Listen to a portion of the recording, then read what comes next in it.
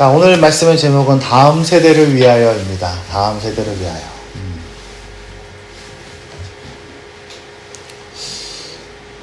드디어 우리 아이들이 방학을 했습니다. 방학을 하면 엄마들은 이제 방학 모드로 바뀝니다. 네. 이제 애들이 일어나는 시간도 바뀌고 잠자는 것도 바뀌고 밥 먹는 것도 바뀌고, 그래서 양육 정책 전체가 이 방학 모드로 바뀌어요. 그래서 사실 뭐 아빠들은 사실 직장 다니고 하니까 그게 좀 더 중심으로 돌아가지만 아무래도 엄마들은 그렇습니다. 아이들에 의해서 일상이 바뀐다는 건 우리 교회에서는 되게 익숙한 일입니다. 왜냐하면 우리 교회는 아이들이 좀 전반적으로 조금 어리고 또 어른들에 비해서 아이들이 더 머리가 많잖아요. 그러다 보니까 자연스럽게 아이들에게 맞춰서 좀 교회가 움직이기도 합니다. 저는 그게 좋다고 생각해요. 나중에 우리 교회 어른들이 되게 많아져도 아이들을 위해서 교회가 움직이는 그런 마음가짐은 좀 필요하지 않나 라는 생각을 합니다. 우리는 지난주에 교회의 기둥이라는 제목으로 말씀을 나눴습니다. 기억납니까? 혹시? 그 세 개의 기둥에 대한 얘기를 했고 마지막 기둥이 가정이었어요. 그리고 그 가정은 곧 부부라고 얘기했습니다. 부부 사이가 나빠지면 예배고 뭐고 뭐 모든 게 다 무너진다 얘기했습니다.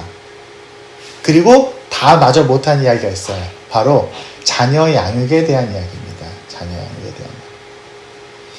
오늘 본문은요, 신명기 말씀입니다. 신명기. 전에 신명기 33장 29절에 예전에 기억나죠? 우리 지겹게 읽었던 이스라엘아 너희는 행복한 사람이로다. 기억납니까? 네. 매주 읽었죠? 이 말씀이 모세가 전한, 여러분 신명기라는 게 창세기, 출애굽기, 레위기, 민수기, 신명기에서 신명기, 요게 모세가 이스라엘 백성들을 이렇게 출애굽을 시켜서 광야에서 40년 보내고 가나안 땅으로 들여보낼 때 마지막으로 했던 메시지를 모아놓은 게 신명기라고 했어요. 그래서 그 신명기의 마지막 말이 바로 이스라엘아 너희는 행복한 사람이로다, 이 말이었다는 얘기를 했습니다. 근데 이 말이 있는 33장은요 사실은 모세가 정리하는 말입니다. 그러니까 사실 메시지의 마지막 끝은 32장이에요 32장까지가 모세의 설교가 끝나요. 그러면 32장 끝에는 무슨 말이 있을까? 32장 끝에 모세의 그 메시지의 가장 끝에 있는 말이 뭘까? 바로 오늘이 함께 읽을 말씀입니다. 제가 한번 읽어보겠습니다. 모세 메시지의 마지막 말. 모세가 이 모든 말씀을 온 이스라엘에게 말하기를 마치고 그들에게 이르되 내가 오늘 너희에게 증언한 모든 말을 너희의 마음에 두고 너희의 자녀에게 명령하여 이 모든 율법의 말씀을 지켜 행하게 하라. 이는 너희에게 헛된 일이 아니라 너희의 생명이니 이로 말미암아 너희가 요단을 건너가 차지할 그 땅에서 너희의 날이 장구하리라. 여기서 이제 헛되다는 말은 비어있는, 무익한 이런 뜻이고요. 생명이다 라는 말은 살아있는 이런 것을 하는 거죠. 정리하면 이런 말입니다. 얘들아, 내가 지금까지 너에게 많은 말을 했어. 근데 명심해. 이제 이 배운 너희의 모든 이야기들을 너희의 자녀에게 잘 전해라. 너희는 이 일이 사실은 바쁘다 보면 별로 중요하지 않다고 생각할 수 있어. 하지만 이건 너희가 할 거 다 하고 남는 시간에 하는 일이 아니야.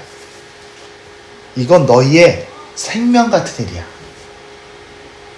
그래야 이 요단강 건넌 후에 너희가 사는 거야. 너희가 사라지지 않고 너희 민족이 사라지지 않고 이 나라가 살아있는 유일한 방법, 가장 중요한 방법은 너희가 너희의 자녀에게 이 말을 전하는 거야. 이겁니다.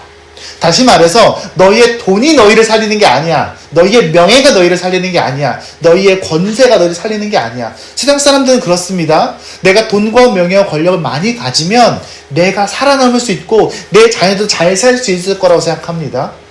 그래서 모두가 다 자녀에게 그걸 물려주려고 애쓰죠. 그래서 부모들이 자녀들에게 열심히 공부시키는 겁니다. 왜? 그래야 자녀에게 돈과 명예와 권력이 있을 거다라고 생각하니까. 근데 오늘 성경은 말합니다. 아니야.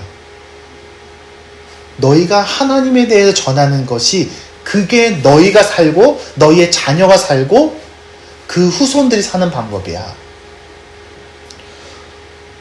우리가 지난주에 기둥 3가지 얘기했었습니다.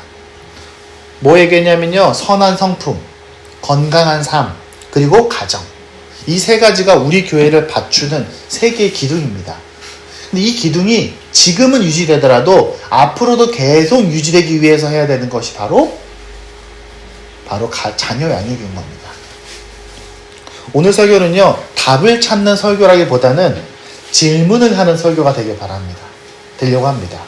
고민을 시작하는 설교가 될 거예요. 뭐 승현이랑 유한 이런 생각할 수 있겠죠? 자녀 양육? 그럼 우리랑 별로 상관이 없겠네? 라고 생각할 수 있어요. 근데 아니에요. 왜냐면 우리의 부모가 어떠한 마음으로 여러분을 키우는지 여러분이 이제 알 때가 됐거든요. 좀 불편한 얘기를 먼저 좀 하겠습니다. 한국교회 주일학교 상황을 생각해 봅시다. 우리나라 주일학교 상황이 어떤지 아십니까? 우린 잘 모를 수 있죠. 우린 아이들이 많으니까. 제가 정기적으로 우리나라 목회 데이터 연구소라는 곳에서 통계를 냅니다. 교단마다 통계가 또 나와요. 매해 연도가 끝나면요. 한국교회의 어른이 몇 명, 아이들이 몇 명, 주일학교가 몇 명.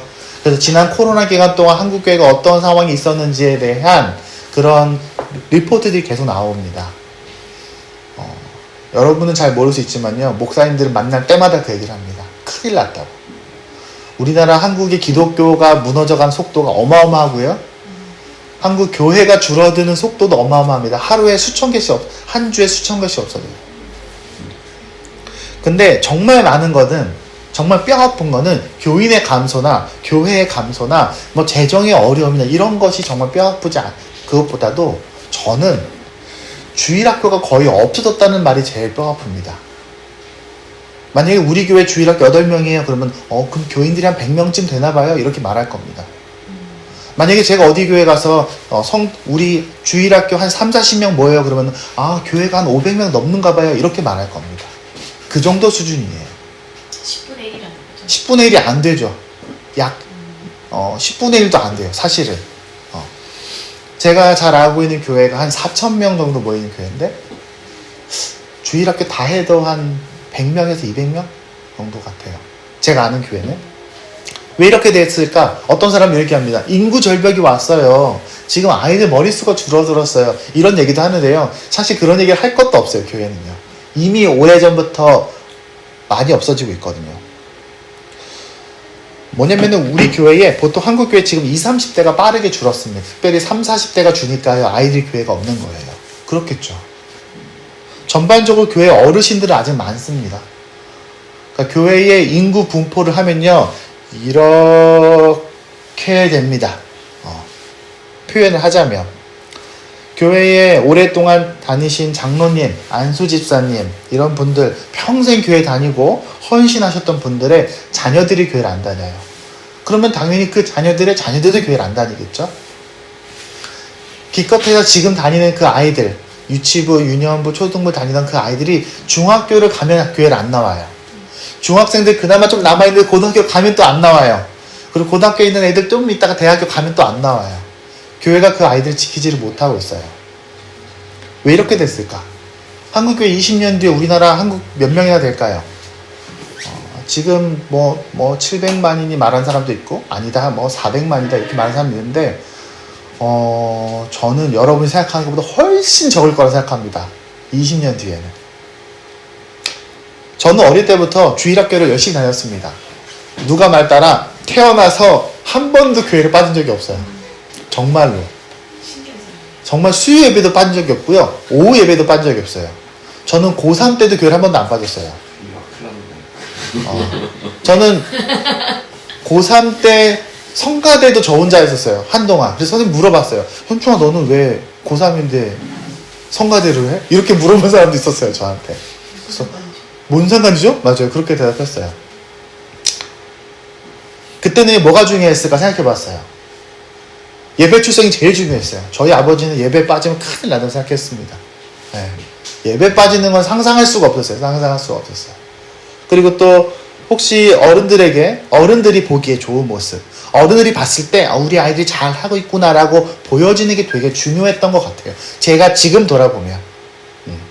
아이들이 모여서 막 율동하고 막 찬양하고 하는 게 어떤 면에서는 어른들 보기에 참 좋은 모양을 만들기 위해서 애썼구나라는 생각이 듭니다. 왜냐면은 지금 제가 만나는 많은 사역자들을 보면 또 그래요. 또 아이들이 성경을 스스로 이해하고 깨닫게 하기보다는 그냥 교훈적인 성경 이야기. 성경에서 누가 아버지 말씀을 잘 들었다, 누가 열심히 예배를 드렸다, 열심히 기도했다, 이런 교훈적인 단편적인 성경의 이야기들만 열심히 배웠어요. 그러면 목표가 뭡니까? 주일학교의 목표는 순종적인 아이들, 말 잘 듣고 착한 순종적인 아이들이 주일학교의 목표였던 것 같아요. 사실은 제가 오늘 하는 이야기들은 약간 단정적인 표현들이 있을 수도 있으니까 감안하고 들어주세요. 목사님 말씀 잘 듣고 엄마 아빠 말씀 잘 듣고 교회 절대로 빠지지 않고 그런 아이들이 주일학교의 목표였던 것 같아요. 제가 생각해 보니까 이 아이가 정말 하나님을 만났는지, 이 아이가 정말로 자기의 삶에서 하나님을 이해하고 소화하고 얼마나 깨달아가고 있는지에 대해서는 교회 시스템이, 교회의 방향이, 철학이 거기까지 가지 못했던 것 같아요. 왜냐면 저야말로 교회에서 한 번도 빠진 적이 없는데요. 신학교에 덜컥 갔는데 그때 깨달았어요. 나는 아는 게 아무것도 없구나. 물론 여러분은 그런 교회를 경험한 분도 아닌 분도 있죠. 대응 형제는 해외에서 그런 걸 경험했을 거고, 소라 집사님이나 도영사님은 어릴 때 열심히 그래도 주일학교 다녔던 걸로 알고 있고, 초롱자매는 주일학교를 별로 경험하지 못했죠. 근데 물론 그 시절에는 그게 좀 맞았을 수도 있어요. 30년, 40년 전에는. 이미 그렇게 됐어요. 갑자기 저 주일학교 다녔을 때가 30년 전이에요, 사실은. 네. 그 30년이라는 그때가 제일 번성하던 때예요. 뼈 맞았구나. 근데 잘 생각해보면요, 그때가 우리나라가 제일 교회 학교가 번성하던 시대입니다. 80년대, 90년대 이때가 한국 교회가 주일 학교가 어마어마하게 나던 때예요. 네. 그때는 애들도 많아서. 애들도 많았고요. 베이비 부머일 수도 있겠지만, 왜냐하면 베이비 부머의 자녀들이 다니던 시대였으니까. 그리고 나서 교회에요. 근데 그 아이들이 컸어요. 그 아이들이 교회에 있습니까? 지금 우리나라 교회에서 가장 적은 연령대가 30, 40대예요. 재밌지 않나요? 가장 번성하던 시대의 연령대가 지금 한국 교회에 가장 적어요. 통계상으로 그래요. 그때 아이들요, 열심히 성경 줄줄줄 외웠어요. 여름 성경학교 가서 성경 암송 안 하면 밥도 안 줬어요. 고린도후서 5장 17절 그러면 애들이 줄줄줄 다 외웠어요. 근데 한두 명이 못하면은 얘 외울 때까지 밥 못 먹어, 그러고 막 빠꾸시키고 막 그랬어요. 열심히 했어요. 찬양도 진짜 많이 했어요. 기독교 문화가 가장 번성했습니다. 교회 와서 행사도 많이 했어요. 근데 그 세대의 아이들이요, 지금 교회를 안 다녀요. 정말로 심각해요. 뭐가 문제가 있는 거예요. 이건 우리가 고민해 볼 일이에요. 지금 우리 교회랑 무슨 상관인가요? 우리 교회는 이미 그 시대의 어른들 교회를 다니고 있는데요. 문제는요, 우리가 그러면 이 아이들 잘 키울 수 있을까? 지금 유아 승현이가 대학교에 갔었을 때도 잘 신앙생활 할까? 우리 저 꼬마들이 예수님 만날 수 있을까? 저는 그게 너무 걱정이에요. 많은 사람들이 저마다 분석을 합니다. 이게 문제야, 이게 문제야. 근데 사실 안타깝지만 한국 교회, 한국 기독교 안에 교육 관련된 전문가가 별로 없어요. 진짜 전문가가 별로 없어요. 학위 있는 사람이 엄청 많죠. 기독교 교육학부 나온 사람이 얼마나 많은데요. 근데 진짜 제대로 된 전문가가 그렇게 많지는 않은 것 같아요. 문제가 뭘까요? 문제는요, 첫 번째는 과거의 패러다임에 한계가 있다, 이런 말들을 합니다. 우리 꼬마들 예배 드리는 거 되게 중요하죠. 우리 교회도 예배 드리고 있어요. 근데 여러분 잘 모르겠지만 요 안에서는 거의 얼렁뚱땅 대충 하기도 합니다. 네. 근데 보통 큰 교회들은 예배 되게 중요하게 생각하죠. 애들 예배 드렸냐 안 드렸냐 되게 중요합니다. 근데 아이들에게도 예배가 그렇게 중요한가요? 3살, 4살 아이들에게 예배가 그렇게 중요한가? 구약시대에도 안 그랬어요. 초대교회에서도 안 그랬어요. 주일학교는 되게 중요해요. 아이들에게 성경을 가르치는 거 되게 중요한데 예배 시간에 참석하는 게 그렇게 중요한 건 또 아닐 수 있어요. 제가 조금 위험한 얘기라고 생각할 수도 있지만 이한이 시한이 여기 와서 놀아요. 쟤네들 예쁘게 앉아서 목사님 말씀을 경청하지 않는다고 제가 뭐라고 하지 않거든요. 얘네들은 그냥 여기서 나름대로 재밌게 시간을 보내면 되는 거예요. 저 어릴 때요 암송 되게 많이 했어요. 저 지금도 히브리서 암송 11장 하라 그러면 해요. 교회에서 암송 대회 나가라 그러면 저 맨날 저를 보냈어요. 현충이가 작년에도 나갔으니까 올해도 나가지. 그러면서 매해 교단에서 하는 성경 암송 대회 맨날 나를 보냈어요. 마태복음 5장 다 외우고 막 그랬어요. 근데 안타까운 건 뭔 줄 알아요? 제가 한 문장도 무슨 말인지를 몰랐어요. 아무도 나에게 그 암송이 무슨 말인지 설명해 주지 않았어요. 우리 아이들 어릴 때, 저 어릴 때 애들 암송 되게 많이 했어요. 근데 문제는 뭔 줄 알아요? 그 말이 무슨 말인지를 몰라요. 근데 여러분, 암송이 왜 중요한 줄 아세요? 암송은 내가 힘들 때, 내가 말씀을 많이 알고 있으면 힘들 때 그 말씀이 딱 생각나요. 그게 엄청난 힘이 돼요. 그런데 내가 이해하지 못하는데 암송을 많이 하면 어떤 일이 벌어지는지 아십니까? 내가 많이 알고 있다고 생각해요. 그럴 수도 있고요. 주문이 돼요. 잘 생각해 보세요. 난 이해를 못해.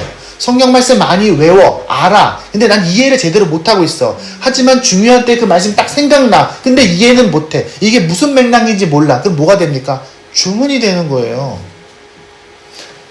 많은 어떤 신학자들은 이런 많이 얘기합니다. 한국교회가 성경 말씀을 주문처럼 사용한다라는 말에 대해서 저는 매우 동의합니다.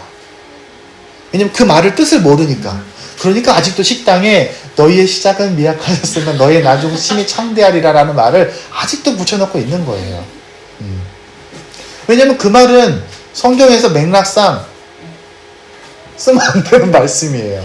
조금이라도 성경을 읽었다면. 이런 얘기 합니다. 그거 다 필요해. 다 크면 다 시장에 도움이 되는 거야. 이런 얘기를 합니다. 문제는 도움이 안 됐으니까 말하는 거예요. 그때 가장 열심히 열정적으로 주일학교에 참석했던 애들이 교회를 안 나오고 있다니까요. 지금 데이터가 정확하게 우리에게 말해주고 있어요. 물론 그때에 헌신했던 사람들은 많은 사람이 목회자가 됐죠. 물론 모든 일에는 양면이 있어요. 모든 일에 양면이 있어요. 그리고 또 이런 얘기합니다. 시대가 많이 바뀌었다. 이런 얘기도 합니다. 교회가 많이 교회는 아직도 40년, 50년 전의 시스템을 그대로 가져가고 있어요. 시대는 정말 많이 바뀌었습니다. 교육학 트렌드도 엄청 많이 바뀌었어요. 여러분 7, 80년대 교과서 본 적 있어요? 저 어릴 때 교과서를 생각해보면요. 지금 교과서는 정말 많이 달라요. 요즘에 제가 초등학교 아이들 이렇게 교과서 좀 봐주고 유아책을 봐주면요. 정말 많이 바뀌었어요. 아이들 수업하는 방식도 많이 바뀌었어요. 우선 한 교실에 우리 때 65명씩 있었어요. 초등학교 때. 지금 애들이 한 반에 몇 명 있습니까? 요즘에 여학교라서 16명. 16명 있습니다. 거기 몇 명 있습니까? 한 반에? 24명 있습니다. 한 반에 24명 있으면요. 선생님이 이름 다 알죠. 저 초등학교 때 선생님이 제 이름 잘 몰랐어요. 오전 오빠. 오전 오후반도 있었어요. 세상이 정말 많이 바뀌었습니다. 근데요.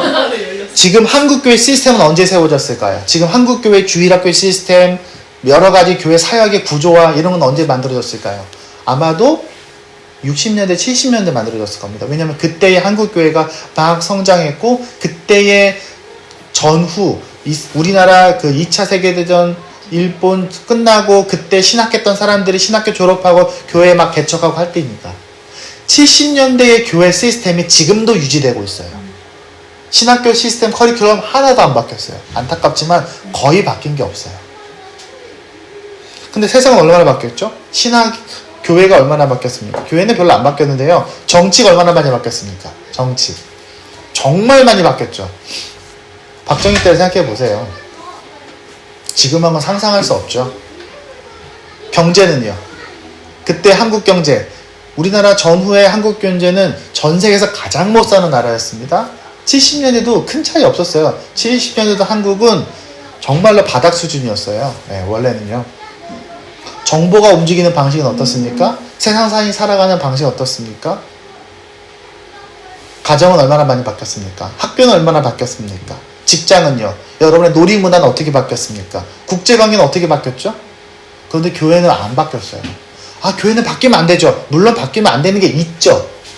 바뀌면 안 되는 건 있는데 바뀌어야 되는데 안 바뀌는 게 너무 많다는 거예요. 사실은요. 또 문화가 많이 바뀌었다 이런 얘기도 합니다. 교회가 재미가 없어졌어요. 교회에서 아무리 앞에서 이렇게 막 전사님들이 뭐 예쁜 거 하고 뭐 이렇게 뭐 종이 막 오려갖고 막 하고 해도 애들은 집에서 유튜브로 정말 재밌는 거 많이 보거든요. 교회 오면 따분하죠. 교회에 와서 전문적이지 않은 20대의 젊은 헌신된 전도사 한두 명이 애쓴다고 거기서 컨텐츠를 만들 수 있는 시간이 이미 지났어요. 패러다임이 완전 바뀌었어요. 왜냐면 교회 안에서 큰 교회가 그러면 유튜브를 만들면 엄청 재밌는 거 만들 수 있을까요? 안타깝지만 정말 많은 교회가 어마어마한 헌금을 쏟아부었고요. 정말로 많이 실패했습니다. 네. 교회 전문가가 별로 없어요. 왜냐면은 전문가들은 교회에서 기독교 사업을 하지 않아요. 앞으로는 더 심할 거예요. 야, 그럼 어떡합니까? 심지어 교회는 별로 유익하지도 않아요. 요즘 대학생들한테 물어봅니다. 너 교회 다니던 애한테 왜 교회에 너 안 나오니? 교회가 내 삶에 아무런 더함이 안 돼요. 뭐 필요가 없어요. 차라리 저 그 시간에 그냥 토익 공부나 더 할래요. 이렇게 많은 사람이 더 많습니다. 다시 말하면 청년들의, 청소년들의, 아이들의 목소리에 교회가 기울이지 못하고 있다는 게 사실입니다. 저 교회를 다니면서 생각해보면요. 이렇게 말하면 조금 단정적일 수 있겠지만 현충아 너는 무슨 생각하며 살아라는 질문을 들어본 적이 없어요. 아무도 저한테 현충아 너는 요즘에 어때? 너는 행복해? 넌 뭐 하고 싶어? 너는 하나님에 대해서 어떤 생각을 하고 살아? 넌 요즘에 뭐가 힘드니? 저한테 물어보는 사람이 없었어요. 그래서 제가 사춘기를 겪으면서 너무너무 힘들면서 밤에 눈물로 울면서 기도할 때 아무도 몰랐어요. 우리 교회에서는요. 제가 고3 때 친구들하고 수능 시험이 끝나고 밤새 이야기를 하면서 놀다가 그때 아직도 기억나요. 저랑 12년 동안 교회를 같이 다녔던 친구들 너댓 명이서 밤새도록 이야기를 하면서 노는데 그때 제 친구들이 저한테 그런 얘기 했어요. 현충아 12년 동안 난 너가 그런 생각하는지 처음 들어봤어. 너가 그런 걸 좋아하고 넌 그런 걸 싫어하고 넌 그런 생각하고 사는지를 오늘 처음 들어봤다고 저한테 그랬어요. 물론 제가 내성적일 수 있겠죠. 근데요 저는 말할 게 없어서가 아니라 교회에서 저한테 물어보는 사람이 없었어요. 어른들도 저한테 물어보지 않았어요. 물어봤죠. 현충아 야곱의 아들은 누구지? 12명 말해봐. 그럼 저는 줄줄줄 말했죠. 네. 출애굽의 순서, 역사, 이동 경로 말해봐. 줄줄줄 말했죠. 저는 고등학교 때까지 그런 거 달달 외웠어요. 성경 말씀 딱 하면 외웠어요. 근데요, 아무도 저한테 저에 대해서 물어보지 않았어요. 당연히 내 삶하고 관련이 없죠, 종교가. 아이들은 말합니다. 제가 교회 가는 거랑 제 삶이랑 무슨 상관이 있나요? 사실은 잘 생각해보니까 교회 밖에가 훨씬 더 전문적이고요. 훨씬 더 되게 따뜻하고요. 굉장히 사람을 귀하게 여기는 문화들도 굉장히 많고요. 심지어 더 안전한 것처럼 보이기도 해요. 여러분 교회 밖에서 얼마나 아이들에 대해서 아이들의 성품이나 이런 것에서 관심이 많은지 모릅니다. 문제가 뭘까요? 왜 변화가 없을까요? 보통 문제가 생기면 어떤 일이 벌어집니까? 뭐가 문제가 있어요. 그러면은 문제가 요즘은 사람들이 문제 제기를 하겠죠. 왜? 평가를 하니까. 우리가 뭔가를 하면 평가를 합니다. 어른들은요. 아 이거는 이렇고 이건 이래. 그러니까 이거 좀 바꿔야 될 것 같아요. 이렇게 평가를 합니다. 그래야 발전을 해요. 뭐든지. 근데 교회 학교의 문제가 뭐냐면요. 평가를 누가 합니까? 어른들이 해요. 어른들이 보기에 좋은 것으로 계속 평가가 이루어집니다. 아이들이 어른들 보기에 좋은가? 아이들이 교회 많이 나오나? 아이들이 와서 얌전하게 앉아있나? 아이들이 찬양 크게 하나? 아이들이 기도할 때 입을 벌리나? 아이들이 암송을 많이 했나? 아이들이 이삭의 두 아들이 누구냐라고 물어보면 대답을 잘하나? 물론 이게 중요하지 않다는 게 아닌데 우선순위의 문제예요. 근데 아이들은 평가하지 않아요. 아이들은 교회 오면 뭐 때문에 옵니까? 두 개에 와요. 첫 번째 재미 때문에 와요. 재미가 있어야 교회로 와요. 두 번째는 부모가 있어야 와요. 지금은 이게 더 중요해졌죠? 부모님이 교회 안 나오는데 아이들끼리 교회 오는 일은 거의 없습니다. 이제 한국 교회에서요. 근데 부모님들도 아이의 신앙교육에 그렇게 책임을 지고 열심을 하는 경우가 그렇게 많지는 않습니다. 네. 물론 성과가 있죠. 성과가 있긴 있었어요. 지금도 있습니다.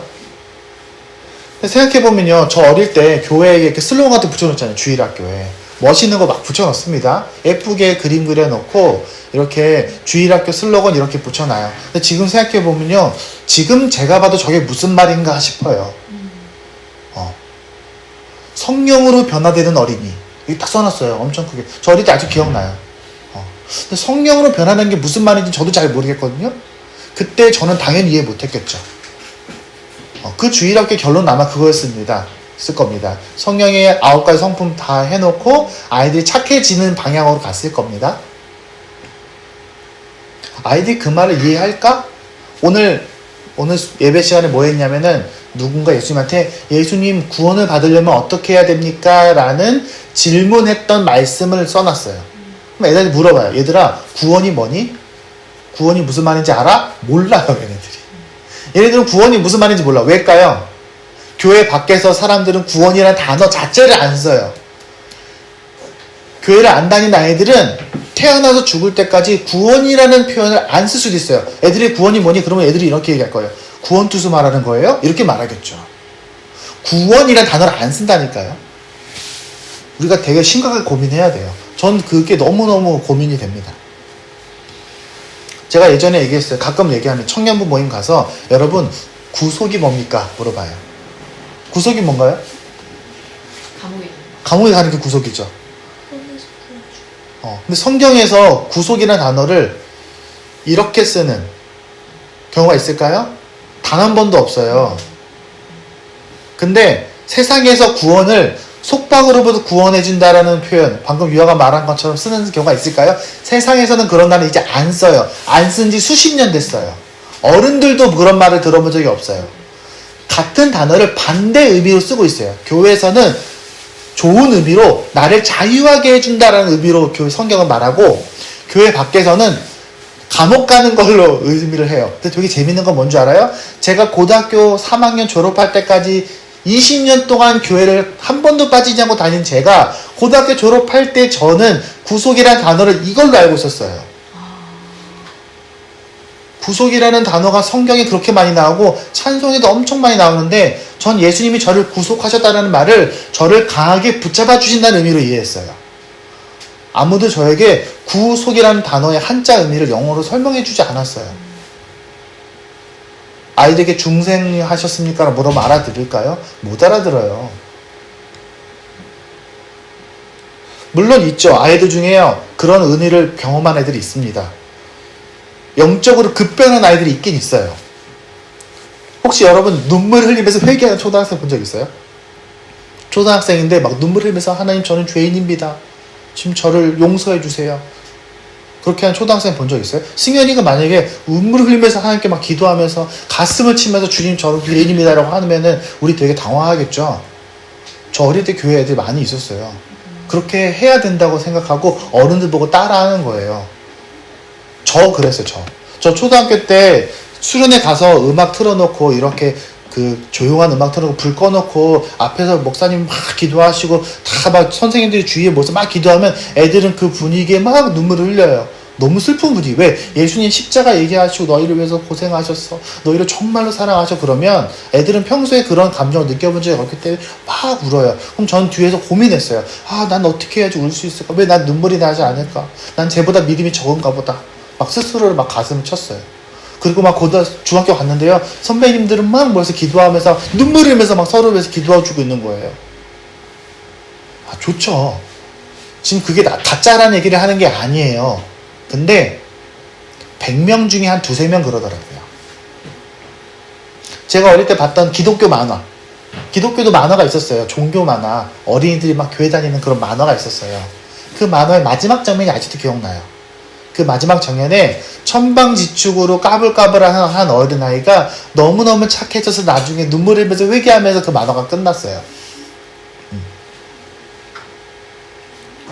왜냐면 교회에도요, 우리가 학교를 다니면 애들 중에 뭘 잘하는 애가 있잖아요.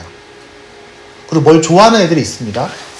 그러니까 음악을 좀 잘하거나 음악을 좀 좋아하는 애들이 있어요.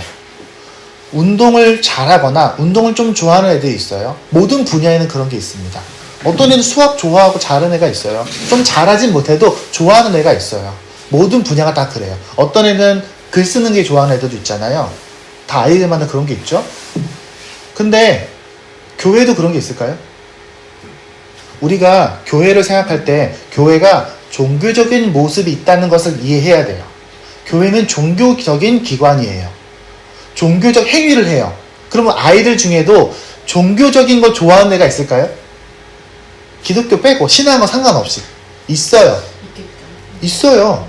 한 20명 모여놓으면 한두 명은 있어요. 기도하고 찬양하고 그렇게 종교적인 부분에 좀 더 깨어있는 아이들이 있어요. 어떤 사람은 영적인 천재라고 부를 수도 있겠죠. 어떤 아이는 종교적인 수재라고 부를 수도 있겠죠.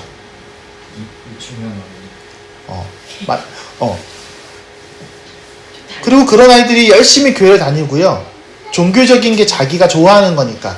그리고 교회에서 부모님들이나 어른들이 잘한다 하면은 찬양 더 크게 하고, 그렇게 막 기도도 막 하고. 그게 신앙 좋은 거랑 겹칠 수도 있지만 안 겹칠 수도 있어요. 이건 이제 종교학적인 심리학적인 관점에서 봤을 때 그런 거예요. 그러면 이런 아이들이 나중에 목회자도 되겠죠. 근데 우리의 교회 학교의 목표가 목회자 키우는 게 아니잖아요. 모든 아이들이 다 우리의 목표는요. 모든 아이가 한 사람도 빠짐없이 다 하나님을 경험하고 모든 아이가 다 영적으로 인격적으로 성숙하는 게 목표예요. 한두 사람의 특별한 아이가 잘 자랄 수 있는 환경을 만드는 게 아니라는 거예요. 그러니까 그런 아이들이 교회에 있어. 우리 교회에 이렇게 열정적인 아이들 한두 명 있네? 그러니까 우리의 시스템이 오라 라고 말할 수는 없어요. 왜냐하면 교육 시스템도 그렇잖아요. 계속 개발합니다. 계속 고민해요. 모든 아이가 어느 정도 지적 수준이 올라가게 하기 위해서 학교에서 굉장히 고민 많이 합니다. 교육도 비슷한 거예요. 모두가 다 서울대를 목표로 공부하는 건 아니니까. 그럼 물어보시죠. 이현중 목사님은 정말로 그런 사람이었습니까? 제가 뭐 종교적 천재는 아니었을 거 있습니다. 왜냐면 천재였으면 큰 교회 담임 목사님 하겠죠. 하지만 그런 게 맞는 아이였을 수는 있어요. 그런 문화와 그런 코드에 익숙한 아이. 근데 저는 그 시스템에 맞게 자랐지만 제가 그 시스템의 한계를 벗어나기 위해서 정말 고생을 많이 했습니다. 그때에 만들어진 그 이연충으로부터 벗어나기 위해서 제가 얼마나 고생을 많이 했는지 모릅니다. 얼마나 많이 가슴을 치고 얼마나 많이 괴로워했는지 모릅니다. 그때 나를 부정하기 위해서. 그게 틀렸다는 얘기를 하고 있는 게 아니라 변화해야 된다는 얘기를 하고 있는 겁니다. 기독교가 기독교 엘리트주의를 가면 안 되네요. 안 돼요. 그럼 어디서부터 고쳐야 될까요? 자, 오늘 말씀 다시 한번 가볼까요? 말씀을 다시 한번 떠올려 봅시다. 모세가 그랬죠? 얘들아, 너희 모든 말씀을 다 마음에 새겨라. 그리고 무슨 수를 써서라 너희 자녀들에게 이걸 가르쳐줘야 돼. 안 그러면 너네는 죽어. 너네는 가나안 땅에 들어가도 오래 살 수 없어. 너희의 자녀들을 믿음으로 키워서 다음 세대를 키우는 것이 너희의 생명이야. 이렇게 모세가 강조합니다. 근데 그렇게 잘 됐을까요? 이스라엘 백성이 가나안 땅에 들어가서 잘 됐을까요? 공부했던 거 혹시 떠올려 봅시다. 처음엔 잘 되는 것처럼 보입니다. 처음에는요, 이렇게 여리고 성도 무너뜨리고 가나안 땅을 잘 정복합니다. 그 세대는. 하지만 우리는 잘 알고 있어요. 그 다음에 무슨 일이 벌어집니까? 사사기가 옵니다. 사사기를 우리가 뭐라고 부릅니까? 왕이 없어서 마음대로 하던 시기를 사사기라고 부릅니다. 그래서 언제든지 그 나라가 민족이 없어질 수 있었지만 하나님이 특별히 사사를 세워서 겨우겨우 위기를 넘어가던 시대가 사사기입니다. 그러니까 사사기를 평가할 때 우리가 훌륭한 사사 한두 명 있었으니까 그 사람들은 본받아야지 라고 하는 말도 있지만 그 한두 사람 특별한 사람 외에는 정말로 다 엉망진창이었어 라고 말하는 것도 맞습니다. 그리고 그들의 결론이 뭐였습니까? 하나님, 저희는 이제 하나님 필요 없으니까 잘생기고 똑똑한 왕 주세요 라고 말해서 사울 왕을 준 겁니다. 그게 바로 사사기의 결론입니다. 그리고 어떻게 됩니까? 그러다가 어쩌다가 훌륭한 왕이 나옵니다. 다윗. 그래, 훌륭한 엘리트가 한 명 나왔어요. 하지만 다윗도 자녀 교육은 제대로 못했어요. 솔로몬 처음엔 잘하는 것처럼 보였죠. 하지만 솔로몬의 후대는 엉망진창이었습니다.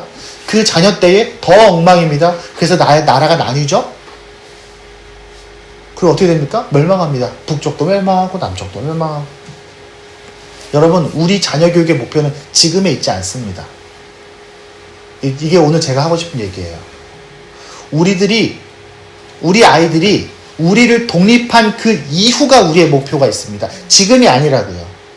우리의 죽음 이후에 있습니다. 우리가 다 죽고 우리 아버지 엄마가 다 죽고 나서 이 아이들이 홀로 남았을 때 그때를 우리가 목표로 삼아야 됩니다.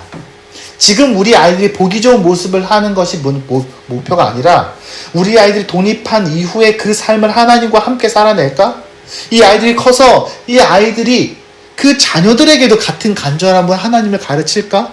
우리가 없어도 이 아이들끼리 온 마음으로 하나님을 예배하면서 이 세상은 점점점 하나님과 멀어질 텐데, 교회가 점점점 줄어들 텐데, 이 아이들이 그 안에서 믿음으로 싸워내고 서로 깊이 사랑하면서 믿음의 가정을 꿈꾸면서 그렇게 살아갈까? 우리는 그걸 위해서 계속해서 기도해야 됩니다.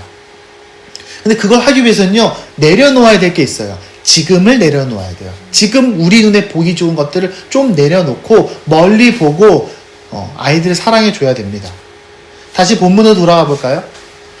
오늘 본문을 다시 한번 생각해 봅시다. 지금 이 모세 이야기를 듣고 있는 사람은 누굽니까? 이 40년 광야가 끝난 세대입니다. 여러분 아시죠? 이스라엘 백성들이 광야에서 출애굽을 한 이후에 그 세대들은 다 죽어요. 광야에서 늙어 죽어요. 그리고 그 끝에는 누가 있습니까? 이 사람들의 그 다음 자녀 세대들만 살아남습니다. 20세 이하는 전부 다 죽고 20세 이하 아이들과 그 자녀들만 살아남은 거예요. 근데 이 사람들이요, 그래도 이 세대들이 그래도 처음엔 잘했거든요. 왜 잘했습니까? 이 사람들 어떻게 잘할 수 있었습니까? 이 사람들은요 40년간 광야에서 키워진 세대입니다. 지금 이 모세의 말을 듣고 있는 세대들은요, 이 아이들이 광야에서 뭐 했나요? 이때는 전쟁하진 않았어요. 광야에서 살았으니까. 나라도 없는데 무슨 광야에서 전쟁을 해요. 농사도 안 지었어요. 직업도 없었어요. 그럼 뭐 했습니까? 아침에 눈 뜨면 만나, 땅에 떨어진 만나 거두어서 밥해 먹고. 그럼 엄마 아빠들은 뭐 했을까요? 천막 정리하고. 그럼 남는 시간에 뭐 했을까요? 놀았겠죠. 애들하고 노는 거예요. 40년 동안 이 사람들은 직업도 없고 전쟁도 없고 아이들과 함께 시간을 보내고 청소하고 정리하고 이야기하고 또 필요하면 성경을 가르쳐주고, 그게 40년 동안 했던 일이에요. 그때는요, 다시 말하면 한 가족이, 아니 한 마을이 함께 여행을 하던 시기였습니다. 당연히 그때가 더 가난했어요. 먹고 살기 힘들었죠. 더 척박했습니다. 더 힘들었어요. 살기 힘들었어요. 근데 그들은 항상 함께 뭘 했어요. 그렇게 함께 살며 키운 세대가 지금 이 모세의 말을 듣는 이 세대예요. 이 세대가 믿음으로 요단강을 건너고요, 믿음으로 여리고를 무너뜨리고요, 믿음으로 가나안 땅에 들어가서 그 땅을 다 정복합니다. 그때까지는 잘했어요. 근데 어떤 일이 벌어지나요? 가나안 땅에 들어가서 이제 농사를 지어야 돼요. 만나가 끊어졌어요. 그리고 거기에는 적군들이 있기 때문에 싸워야 돼요. 그러면 뭐가 뒤로 밀립니까? 우선순위에서 자녀 양육이 뒤로 밀립니다. 생존과 생계를 위해서 이제는 어른들이 자녀들과 함께 하지 않아요.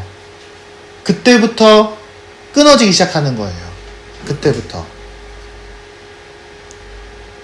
그리고 나서 다음 세대를 잃어가는 겁니다. 물론 지금 우리 삶도 힘들어요. 지금 우리 삶도 바쁘죠. 예. 근데 어쨌든 우리가 그렇다면 가능한 시간과 에너지를 효율적으로 잘 써야 돼요.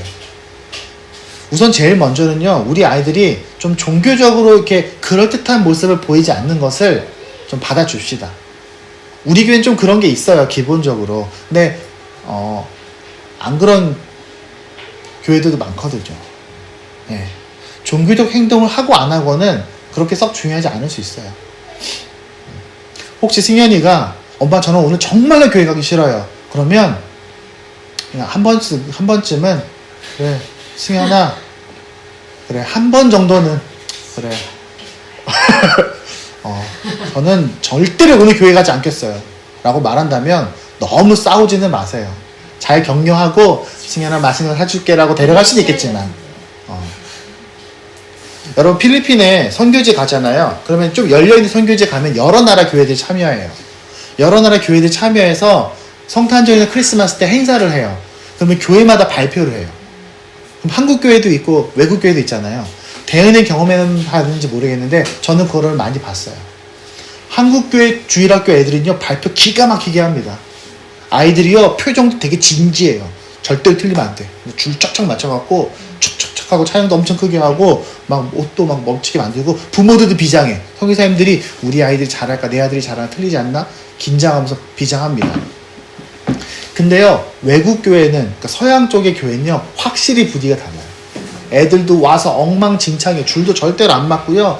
그러면 인도하는 선생님들 긴장하지 않아. 와하하 웃고 엄마 아빠도 다 와하하 웃고 애들은 막 넘어지고 울고 막 나가고 중간에 나갔다 들어오고 막 엉망진창인데 모두가 다 기분 좋게 해피하게 끝납니다. 굉장히 많이 차이가 나요. 저는 거기서 굉장히 태도의 차이가 있구나라는 걸 느껴요. 저는 그래서 어린이집에서 이렇게 발표하는 거 너무너무 예쁘고 귀여운데 그거 선생님들이 되게 스트레스 많이 받으시거든요. 애들도 스트레스 많이 받아요. 너무 좋은 추억이고 예쁜데 그거 많이 제대로 하고 싶어서 혹시 아이들이 스트레스 많이 안 받았으면 좋겠다는 마음을 갖고 있거든요. 주일학교 선생님들 많이 만나요. 저도요. 왜냐면 주일학교 하는 전사님들, 목사님들, 제 친구들도 많이 있으니까. 그럼 뭐가 제일 힘드니? 다른 거 없어요. 어른들의 말들이 제일 힘들대요. 왜냐면 자기는 아이들을 위해서 뭔가 열심히 준비했는데 그게 어른들이 보기에는 멋지지 않은 거예요. 근데 그걸 맞추기 위해서는 무리를 해야 돼요. 자기도 무리를 해야 되고 아이들도 힘들어야 되는 거예요.